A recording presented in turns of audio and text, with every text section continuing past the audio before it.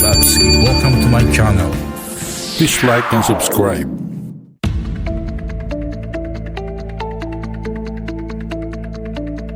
Good morning mga kababayan!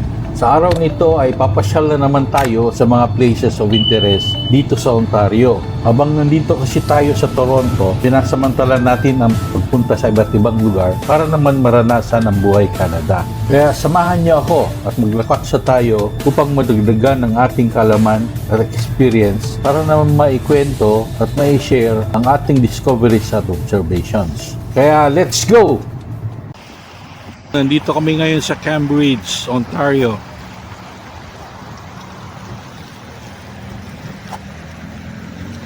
Layover ito from Highway 401 going to Waterloo.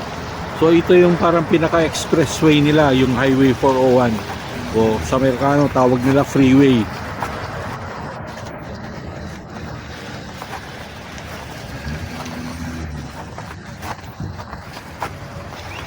So nag-stop over muna kami dito, mag-washroom.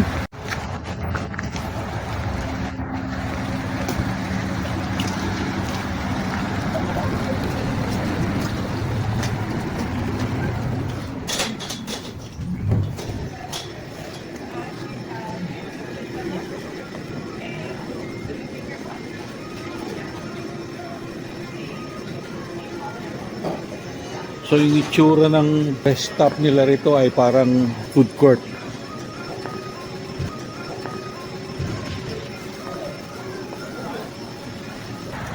Okay, let's continue our way to Waterloo, Ontario.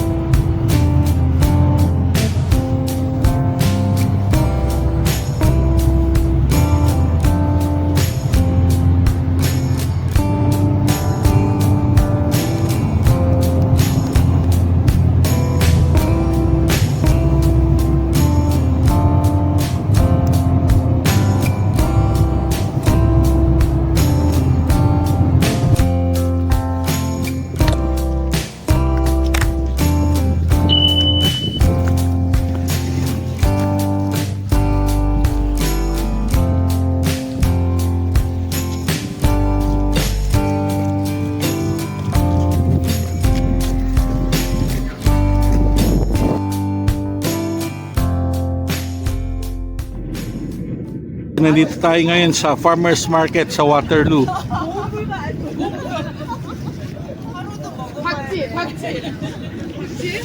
Pasok tayo sa isang tent shop.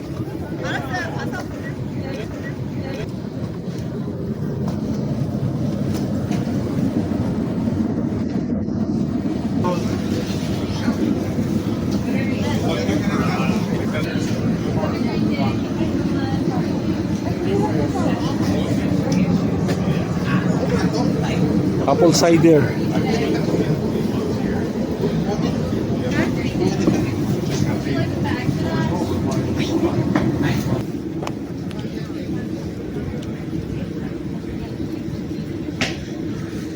Since winter, nakatent yung mga shops dito sa labas. Pero during summer ay open ito para mga nakalatag lang dito sa parking area. Dahil winter, dahil sa snow, dahil sa weather, ay nakatent sila. Tignan natin yung ibang shops. Puro agricultural products, fruits, vegetables, lahat yung mga galing sa farm. Gaya nito, bawang, sibuyas, carrots, tomato, potatoes, kalabasa, cabbage,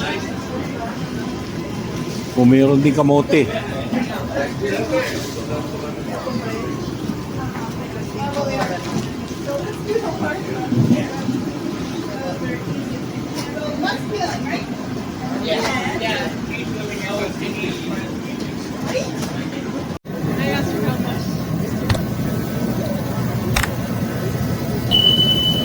Ito, Mennonite. Maple syrup.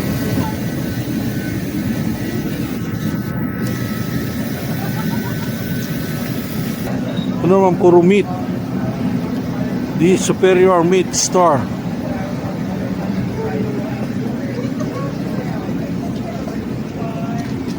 Maraming meat saka cheese.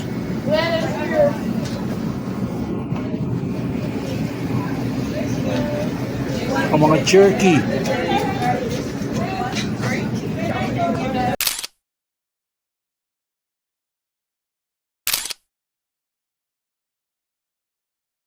Mushroom shop. All types of mushroom.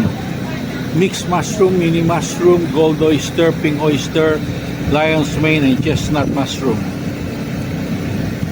Tinda ng mga Mennonites. Maple syrup. Farm fresh, free-run omega-3 eggs.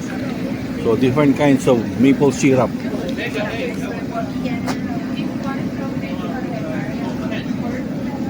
So now let's enter yung farmer's market. Tingnan natin kung anong meron sa loob.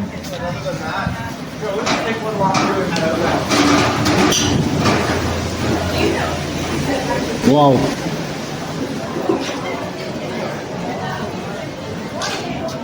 Daming stalls dito sa loob. Ang laki pala siya. Meron kasi second floor.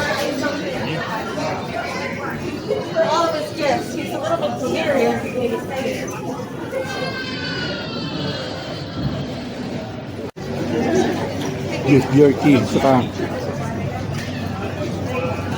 cheese curds.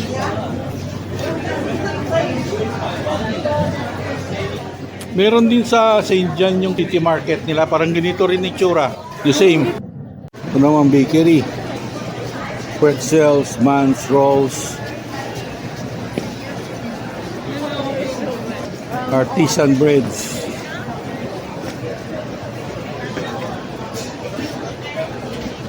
Tapos bagels and pastries, cakes.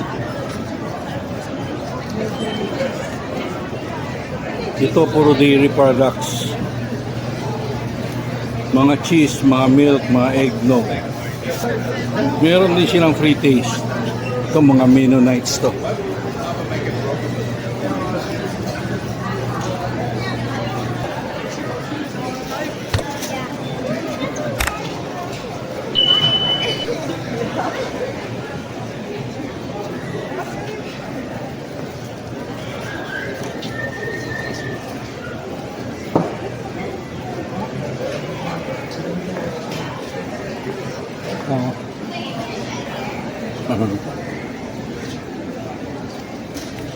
Haba ng sausage nila. So nandito tayo ngayon sa second floor. Turukan naman dito in non-food items.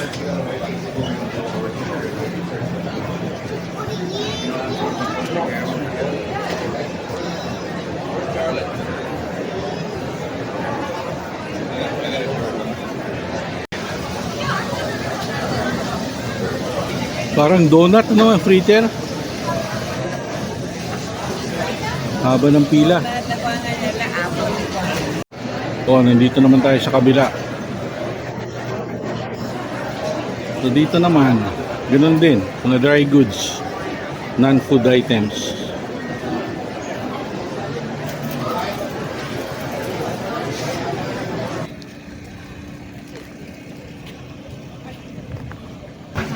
Dito sa farmer's market, may food court. Puro pagkain.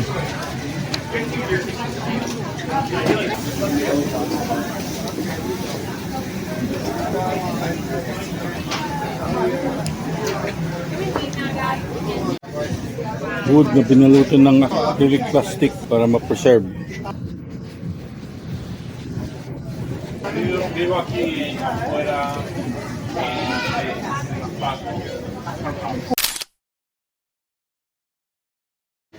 Ginutom kami sa paglalakad, kaya snack muna tayo.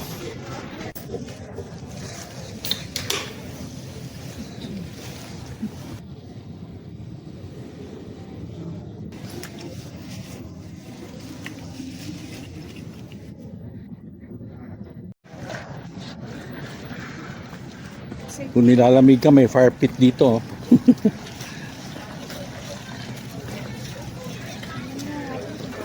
Sa wakas, nakakita rin kami ng Filipino shop dito.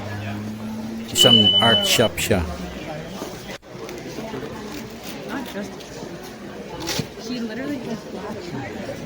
Filipino paintings. Drawn by Tess. And this is Tess, yung artist.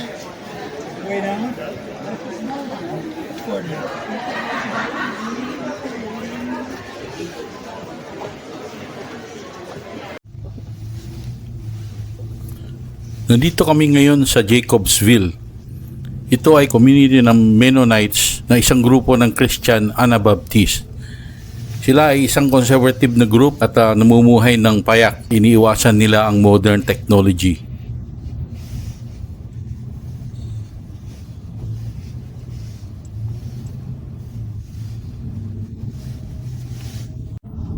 Yan ang tawag na buggy.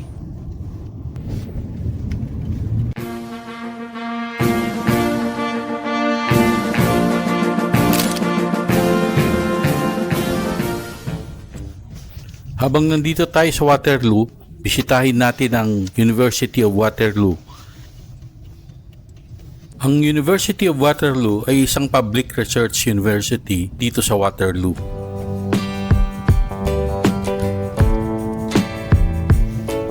Dito nag-aral yung mga pamangkin ko, mga anak ng mga aking mga pinsan.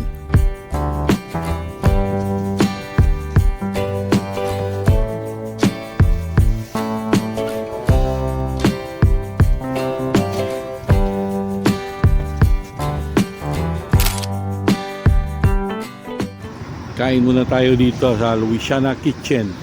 Popeyes Louisiana Kitchen.